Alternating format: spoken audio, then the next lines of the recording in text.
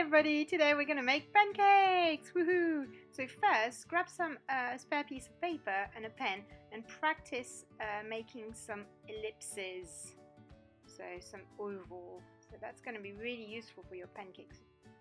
For this artwork, I'm using a recycled paper bag, woohoo! So I'm using a white paper and a black pen so that you can see it better, but you need to use a pencil and whatever paper you're using. If you're using the paper bag, then on that. So first, in the middle of your paper, you need to draw an ellipse, an oval, like a flattened circle.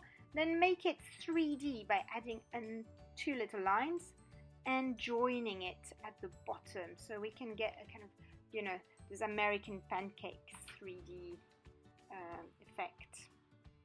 So I have 3 pancakes. You can do 4, you can do as many pancakes as you want. Once you've done with drawing your pancakes, then you can draw a plate underneath, and you just need to do another oval, and then the table at the back. And I'm going to add some butter at the top. Yummy! You can have some maple syrup or anything you want.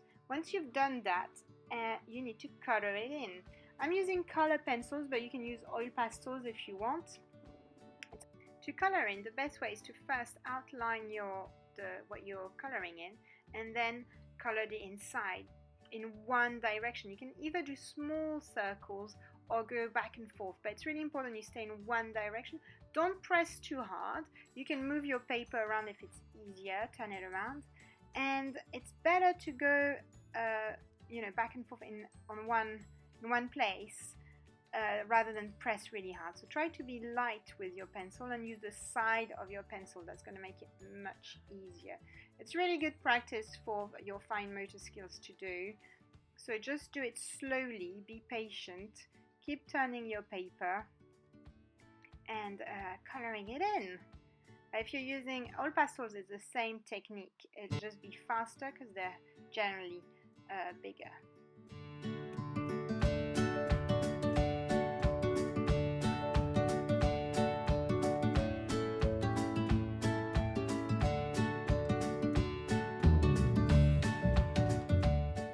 Adding some yellow for the butter and also the thickness of the pancake. And then I'm going to add some white for the plate. I'm using oil pastel for the white, but if you have a white pencil, that's fine. If you don't want to put it, you can have another color as well. It doesn't have to be a white plate, but any color you want.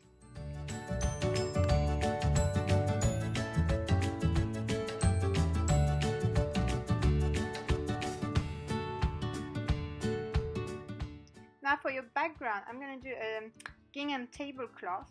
You can do any pattern you want. We've looked at pattern before, so it's up to you. Use your imagination or have a look at what you have in your own kitchen. And make sure it's nice and bright and colorful. Well done. I can't wait to see what you've done. Bye.